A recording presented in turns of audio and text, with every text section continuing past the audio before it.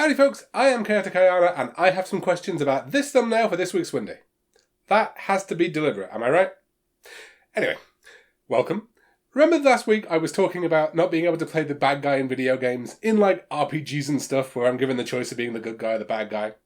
Well, what you're going to learn this week is that when I get the choice to just be the bad guy, I dive right in. Let's take a look at Carrion.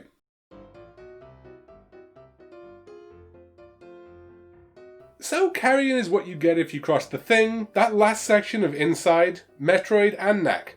And boy does it come off feeling like a really unique concept. It's this really simple story. It's about a lab accident that frees this biomass that lives to kill and spread more of itself. You've probably seen or heard the same story a dozen times if you watch enough movies, but this time, you're the lab accident. And your job, put simply, is just to escape the lab. So it's no surprise to anyone that's watched any of my reviews at this point that I love good movement in video games. And Carrion is no exception. So you're playing as this writhing biomass and you kind of glomp and slump around. It's so fun playing a non-humanoid character. Gaming used to do this really, really well, and it's something that's kind of fallen by the wayside a little bit in recent years. I'm really looking forward to that cat game that looks like it's going to be a launch title on PS5 as well, for the very same reason. But here you move around a bit like, Future Ayana, you charismatic princess, you. The scene in Star Wars with the creature. Fair enough. The Han Solo Millennium Falcon, he's chasing the smugglers, that totally unnecessary bit in Force Awakens. That thing.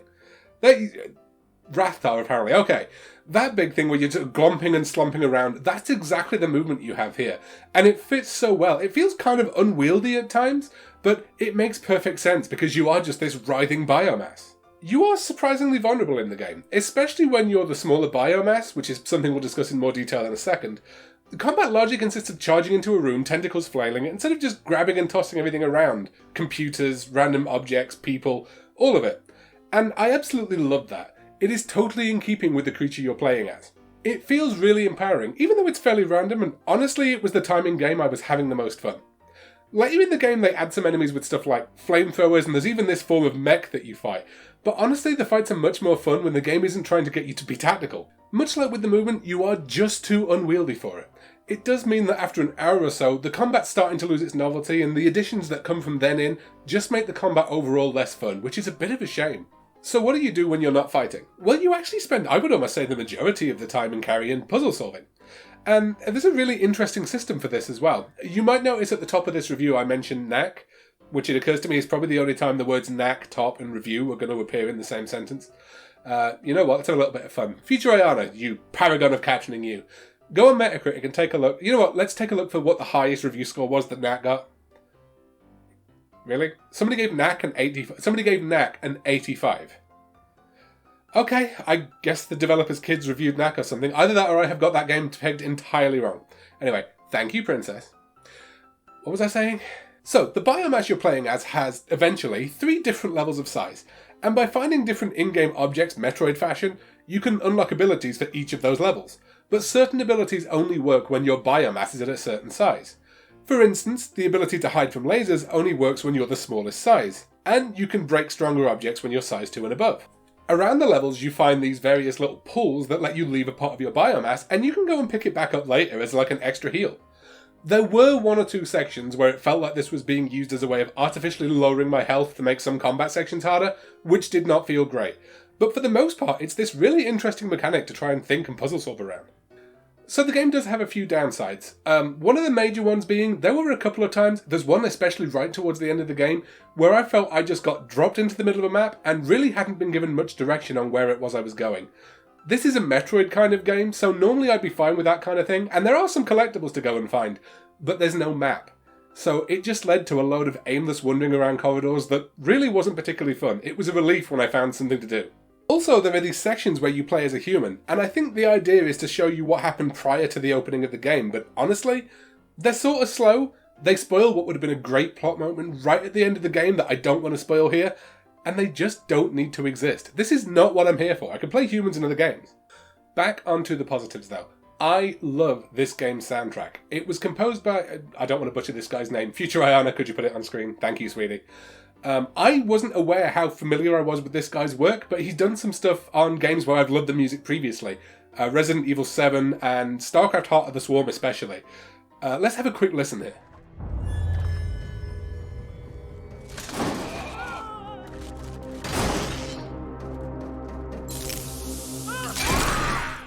Isn't that great? There is honestly not a weak moment on this entire soundtrack. It is going straight on my Spotify list. It's honestly one of the strongest aspects of the game to me. Also, a random inclusion, once you finish the game, you unlock the demo that had been released originally on Steam as additional content. As someone playing on Switch, this was a nice little extra. It was content I hadn't seen before, even if it was more of the same essentially. I am always up for freebies and completion rewards. More of this, please. So it occurs to me I've come off in this review sounding really positive on Carrion, and you know what, honestly, that actually wasn't particularly my experience when I was playing it. But I think the problem was likely that I played it in 1 or 2 sittings to complete it for this review. I think if you're playing the game for like an hour at a time, and then maybe you come back when there's more novelty to playing as the biomass, that would work far better. The game is fun, it is certainly unique, but I would love to see a bit more done with the concept and maybe a few more chances to cause some unique carnage, and a bit less aimless wandering. The sequel, without spoiling it, is absolute sequel bait though, and I would definitely take another version of this with an iteration and maybe some improvements. So who knows, maybe that'll happen in the future. But for now, this is pretty much the only place you can go to if you want to play a hulking biomass lab accident, and from that perspective I can absolutely recommend it. Go nuts, go play it. Howdy folks, I hope you enjoyed whatever I had to say about whatever video you just watched, because generic endings are fun like this. If you aren't tired of hearing me talk here, and you want to hear what I'm working on, or just my general thoughts on the day, you can follow me on Twitter. The link is on your screen and in the description below. I also have a Patreon if you'd like to support me and help me keep the lights on around here and put more awesome stuffies on the shelf here. The link is again on your screen and in the description. I know, before anyone says it, I'm a tiny streamer to be having a Patreon. There are no tears or anything, it's just there for you guys. It's like a baby shampoo, there's no more tears. Anyway, thank you again for watching folks. I release videos every Thursday, so be sure to check them out and check out whichever ones are showing on your screen right now. Please don't forget to like, share and subscribe. See you all next week. Peace. I'm out.